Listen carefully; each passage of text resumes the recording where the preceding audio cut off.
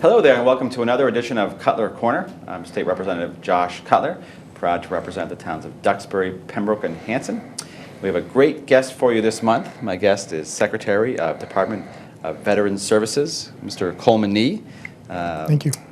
Coleman is a U.S. Marine Corps veteran, previously worked as Undersecretary for Veterans Services, and oversaw the implementation of the statewide advocacy for veterans empowerment, otherwise known as SAVE, Yep. which is a lot easier to say. And you served in first Desert Storm in Iraq, and in Saudi Arabia and Kuwait. Correct. And now we're the Secretary of Veterans Services. So welcome to the show. We thank you very much for joining us. No, Representative, thank you very much for having us. And thanks for all you do for veterans. We, last month was Memorial Day, so that was particularly a time when we were all thinking about our service to veterans and what we can do. And one of the things that you guys have been very prominent in sort of pushing for was something called the Valor Act II. We were proud to pass that in the legislature this past session. Could you tell the folks a little bit about that, what it includes, and what are some of the benefits that it's bringing to the department? Yeah, without a doubt. And first of all, thank you for having me, and thank you for your support of veterans, not just in general, but through specific measures like Valor Act II. Valor Act I, which came a couple of years ago, and 2 years ago, and Valor Act II, which came this year, is probably the two most comprehensive pieces of state veterans legislation that have been passed in the country, probably within 20 or 30 years. And they're very extensive, very specific, and benefits driven. And I think, one of the things that I'm really proud of the Commonwealth for is, we don't just say we love veterans. We don't just, make speeches on Memorial Day and Veterans Day. And, when you pass legislation, you don't pass, symbolic things that, which are important, but don't necessarily help people on a day-to-day basis. You folks, you and your counterparts at the legislature, and, blessed with the support of the governor, have really passed some very specific things that have helped us be able to continue our reputation as leading the nation in serving veterans. I was just going to say, Massachusetts has a reputation of being one of the most generous veterans benefits. We are. We spend more per capita on our vets than any other state in the nation. We're the only state in the nation that has a vet service officer in every city or town, and our benefits packages and our services are far more expansive and generous than any other state. But in regards to Valor Act II, and that actually relates when we talk about vet service officers in every city or town, one of the provisions in there is that up until now, vet service officers haven't really had to be required to be trained and certified on core knowledge, core competencies. And as a result, you can sometimes the knowledge quotient and sort of ability to get services could vary from town to town. Sure. We really want to make sure that a veteran, if they come into a vet service officer in any city or town, regardless of whether it's Provincetown or Pittsfield or anywhere in between, is given the same high quality level of service. And the certification provision in there to making sure that our vet service officers are well trained, tested, and that the offices fully comply with state law will go a long way towards ensuring that happens. Another provision in Valor Act was to establish a master plan for a long-term care commission. Or a long-term care commission to establish a master plan, which really looks at the area of long-term care for our veterans. Most people don't realize the demographics in the veterans community. 74% of the veterans in the Commonwealth of Massachusetts are over the age of 55 years old. And the vast majority of them are Vietnam and Vietnam-era vets who will be coming into a period over the next 10 to 20 years where they're going to need aging services, if they don't already now. And we need to make sure that not only are we shoring up the viability of our two soldiers' homes in Chelsea and Holyoke, but that we're providing long-term care options and services for people all throughout the Commonwealth, particularly in districts like the South Shore and communities like the ones you represent.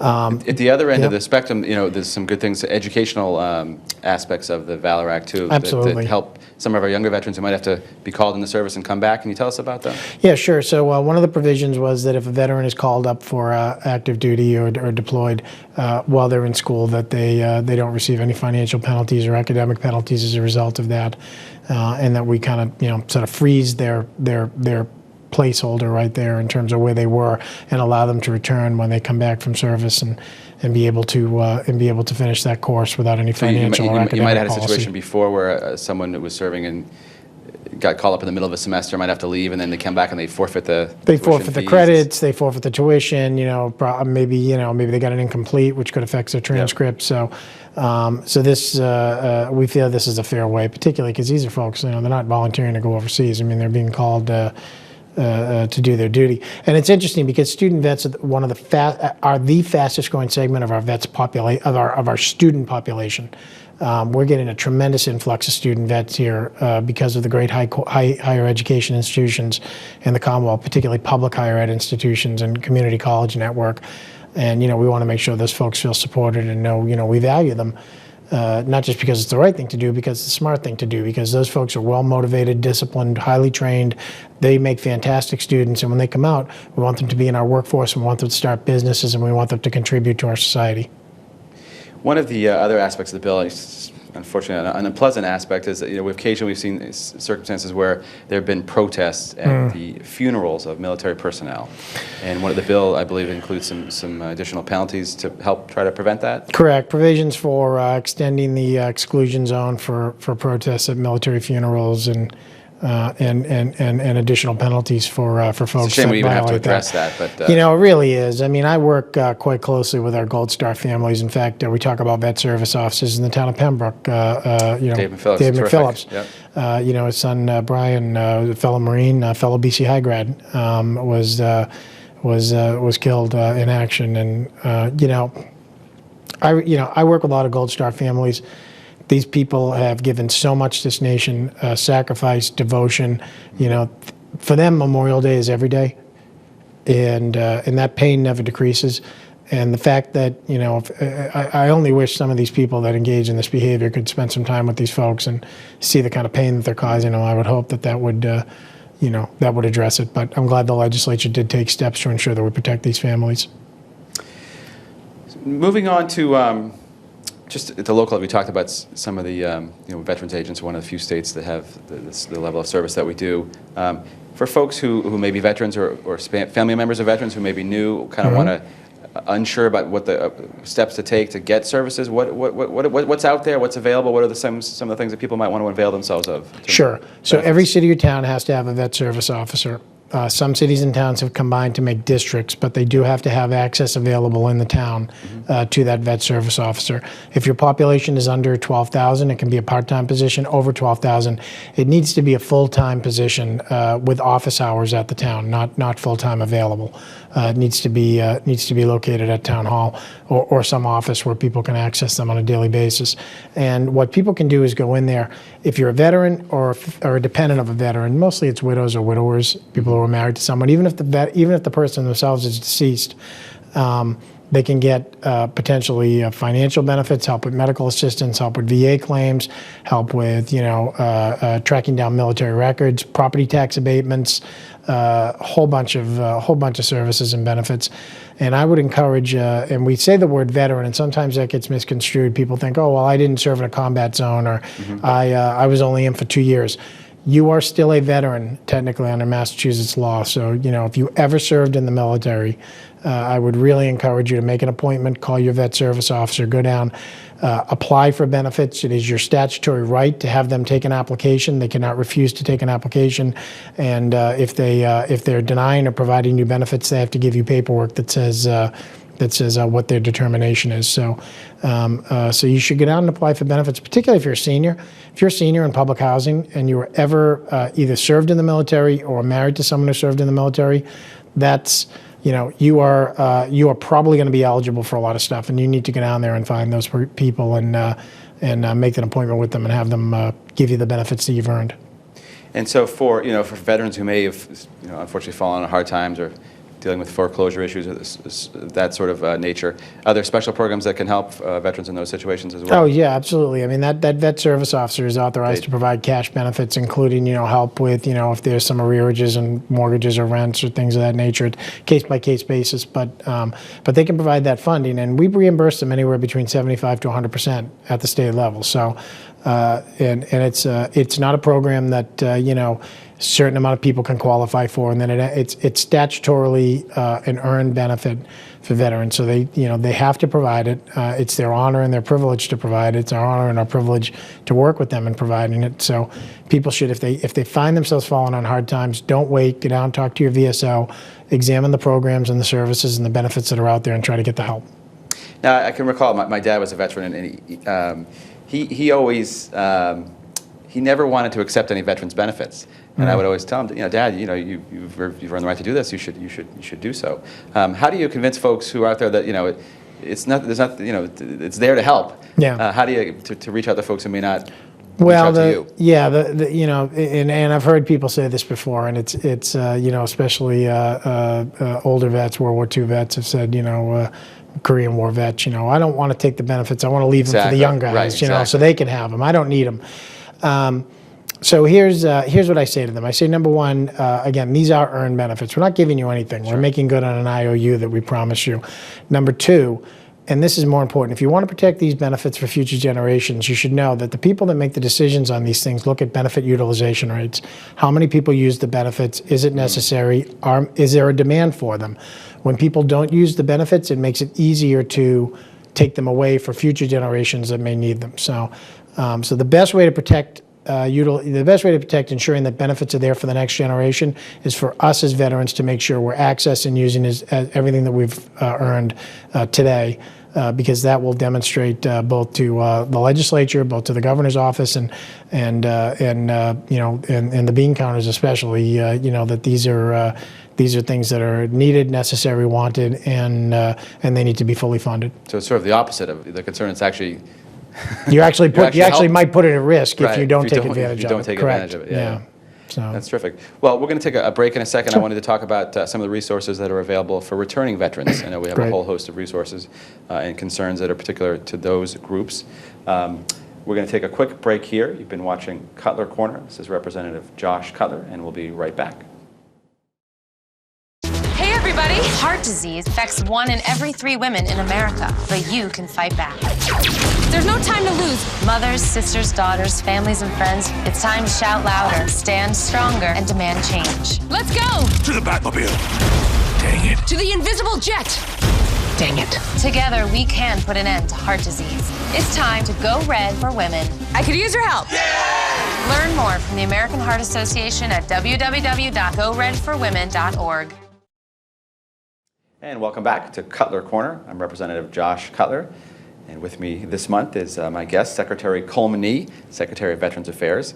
Before the break, Coleman, we were talking about some of the resources available to veterans, and I want to dive into that. Before we do, though, you said something interesting to me off camera. What the fastest growing segment of our veterans populations is actually women veterans. Correct. Is that correct? That is correct, yeah. Tell us about that and what kind of things you guys are working on to try to address Sure. their needs. So women vets have actually played a role in this country since its founding. In many ways, in fact, we renamed our Outstanding Women Veteran of the Year Award to be the Deborah Sampson Award. And for those who don't know who Deborah Sampson is, she was a woman in the Revolutionary War times from Sharon, Massachusetts. Decided it wasn't fair that all the men got to go fight, so she decided one day to rename herself Robert Sutcliffe, and fought with Washington's Army. She was wounded twice.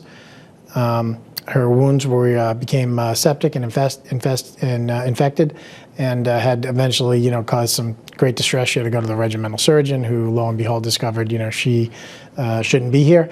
So up until that point, they didn't know? They didn't know. No, she had done a great job, and she was fought valiantly in combat, and eventually was allowed to stay on for a while in the Army, and came back to Sharon, Mass, and had many of the issues of facing women vets today. She had a family to come back to, a family to raise. She had severe post-traumatic stress, from her experiences in combat, and also had difficulty accessing her benefits. And the Army didn't want to pay her for a veteran's war pension because she shouldn't have been there. So it took the Boston Public Health Commissioner, Paul Revere, to write a letter to the War Department to actually get her benefits. So her story is instructive of what we're facing with women vets today. But we have one of the most active women vets networks in the country. It was started in 97, primarily from our World War II and Korean War and Vietnam War vets who had been told up until that time when they came back that, you're not a real veteran, quote unquote, you're not a man, you can't join the Legion or you can't join this organization, you have to join our auxiliary posts, that type of thing. And those women had had enough and they wanted to feel proud about their service in the military, and we wanted them to feel proud. So we started the Women Vets Network as a way to recognize them, and it's since morphed. Because now as the Iraq and Afghanistan wars, as we've seen, our women vets have grown from being almost 4% of the population back in the early 90s to now they're at 15%. And that number is growing dramatically. And they originally, they estimate, sometime over the next 10, 15 years, it'll be 20% of our active armed forces. That's in Massachusetts level? Yeah, and nationwide. And nationwide, okay. These women are sitting in the trenches right now. They're in combat. They're doing dangerous work. They're doing medical work. They're doing finance. They're doing, we've had 4 women who've given the ultimate sacrifice since 9/11 in combat zones, Iraq and Afghanistan. And it's imperative that we recognize that these women are growing in numbers, and also that we have the systems in place to be able to help and serve them. So we've really revamped our Women's Vets Network to be a service-oriented type of organization. It's free. Women Vets go on our website, mass.gov/veterans. They can join the network. They'll get information about benefits and services. And we have a conference coming up on June 14th, Flag Day, out in Dudley, Massachusetts, and that'll be our 6th annual Women Vets Conference. So certainly encourage any women vets that want to come out. There's going to be 200 to 300 women vets out there. We're going to have a whole day's worth of activities and resources and benefits for them. So it'll be a fun day as well. But it's a very important segment, and we need to recognize our proud women veterans. Well, that's terrific to hear that. It's a good segue. Just resources for returning vets in general. There's a whole host of issues that can arise when our veterans return back. Things like PTSD, mental health concerns, finding a job, family issues. What are some of the services that are out there for folks, for veterans coming back, so we can sort of ease their transition back to Sure. Quite a lot, and if you're coming back to Massachusetts, you're in pretty good shape, I think. In terms of at least having resources for you. What we have discovered in looking at our benefit system, because we do hear about those veterans that slip through the cracks, and we hear about them sometimes early on, and unfortunately sometimes we hear about them after they've made sort of destructive or bad decisions, which have either cost them their lives or their freedom, whether they're being incarcerated or what have you, or someone else's life. And it's really an interesting problem to have. It's not that we don't have resources for veterans. We have more resources in this Commonwealth for veterans than anywhere else in the world. What we haven't done a good job up till recently is making that network easy to navigate. It's extremely complex. It's federal, it's state, it's local cities and towns, it's intra-agency within all of those levels, and then you have various nonprofits that layer in, and just in general corporations and schools and things like that. So it can be hard to navigate that system. What we wanted to do was to demystify it, and we also wanted to do it in a way that we felt veterans would be comfortable with. So that was really the genesis for our SAVE team, Statewide Advocacy for Veterans Empowerment. We heard quite clear from veterans that they wanted to talk to other vets about the system and about their problems, their issues, people that they felt they could relate to them. And we know that they're coming back. Less than 1% of our population serves in the military right now, and that's especially true in Mass. So it's difficult for them to have a discussion about some of the issues affecting them from combat with people who haven't served, even family members and friends. And we want to make that transition easy for them. So we have peers. They're assigned to various regions of the Commonwealth. We have peers for your district as well. If people call or go online, they can get the contact information. Again, mass.gov/veterans to get our SAVE team members. And if you are a veteran that's struggling, or you're a family member of a veteran who is having some problems, anything, minorly, majorly, whatever it is in between, give us a call. We'll send someone out to see them and somebody they can relate to and talk to. It's important because I think these veterans not only relate to the individuals that they're talking to because there's a common shared experience in combat, but in addition, it's almost literally like being in the military again and checking into a new base. And that's how I kind of equate the reintegration process for a lot of these vets. They're coming home and they're being let out of the military, a quick transitional assistance program, followed up by some others. But for a large part, they're on their own back in civilian life, and readjusting to back in civilian life can be quite difficult. And not everyone has post-traumatic stress, but readjustment issues are quite common. So our peers really act like that non-commissioned officer, that corporal or sergeant that they pair you with when you first check into a new base. They kind of grab you around the neck and they show you what's what and where to go to get help, where to go to get benefits, where to go to get services, and they stay with you and make sure that you kind of get those benefits and services. And we felt that as a result of doing that, we've seen quite an uptake in people accessing benefits, accessing earned resources, and again, having that outlet or that person that they can call when they might be having a hard time. That's great. Now, you also do you guys offer there's a welcome home bonus too? That's a nice little small amount of money, but a nice ability to kind of help with the transition. Yeah, I would say it's a symbol of appreciation that the Commonwealth does, and it's for folks who may not be familiar with that. Can you explain what? Well, basically, we've always in Massachusetts offered some type of monetary bonus for people that serve and deploy during wartime. For the recent Iraq and Afghanistan veterans, it was $1,000 if you deployed to Iraq or Afghanistan, and it was $500 if you either were serving on active duty or deployed elsewhere. What we've done that's really unique, though, in Massachusetts is not only are we offering that first bonus, but in recognition of the fact that people do multiple deployments these days, which is very unique to these particular conflicts, we started giving multiple bonuses. So it's $1,000 for your first deployment, $500 for your second, and then $250 for each additional deployment. And is that anywhere fair as to what you've given up? No, not at all. I mean, you put your life in danger for the country. It's infinitely more than $1,000. But it is a nice little way to say, here's some money. It's extremely easy to apply for. You can go on our website. It's actually managed by the state treasurer, who has done a great job. I commend Treasurer Grossman for his work on this. He's done his office has done a good job making that easy to access and easy to apply for. And they'll send, once they verify it, they'll send the check out pretty quick, and who couldn't use a little money when they come home? Helps with the car payment, helps with rent, helps whatever with you're doing. It transitions well. I wanted to ask you about one of the issues that returning vets face: employment, trying to get back into the career arc, whether you're depending on how long you've been out in service. Regardless, it can be a challenge. So what are some of the resources available to help returning veterans gain employment, or if they want to shift careers? How can you guys help? Well, there's a lot of resources. Again, on our website, we work closely with the Division of Career Services and the Executive Office of Labor and Workforce, and they run one-stop career centers throughout the entire Commonwealth. Yeah, we have one in Plymouth nearby here. Correct. And Mike Kelly actually is the veterans rep, and if you go in there, you get, as a veteran, you get specialized and preferential treatment. You go to someone who is a veteran themselves, who's a vet rep, and they will help you because they're experts in translating your resume from military speak into civilian speak, and also identifying potential economic opportunities for you, job opportunities. So that's a big resource, and I encourage any vet that's looking for a job to really check in with their career center. The other thing we've done in the Commonwealth, and the governor, to his credit, and former Lieutenant Governor Tim Murray, were big about promoting to different companies that they had to hire veterans.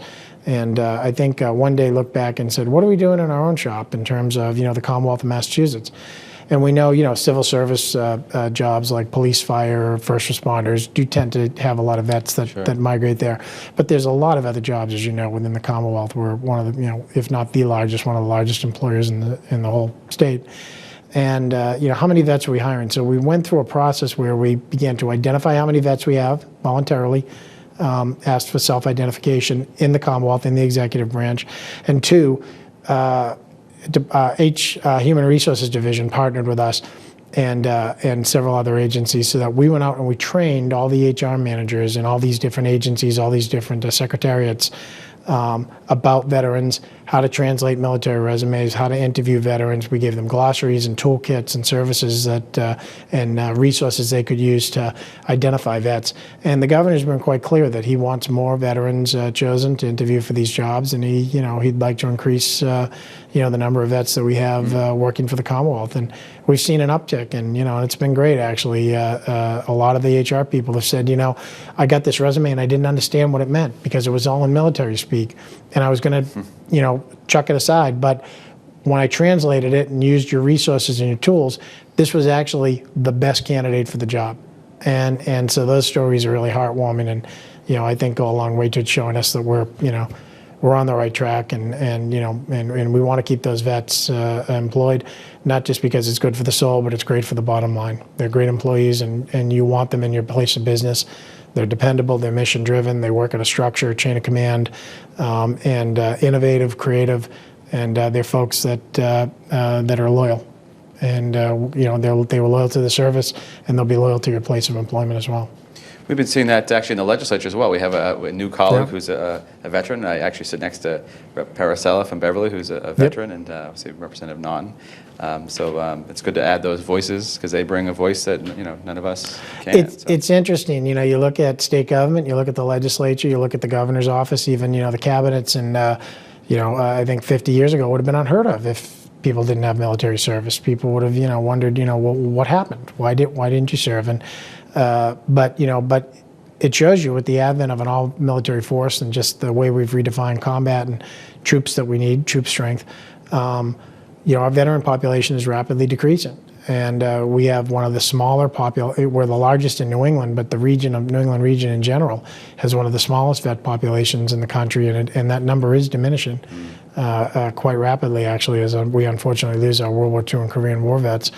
But I think to Massachusetts' credit, one, you have a significant veterans representation within the legislature. Especially with the current conflicts, there's 3 or 4 veterans who've deployed to Iraq or Afghanistan. The Senator Rush. Yep, and Senator Rush in the Senate. And you've got new rep from Westover. Yep.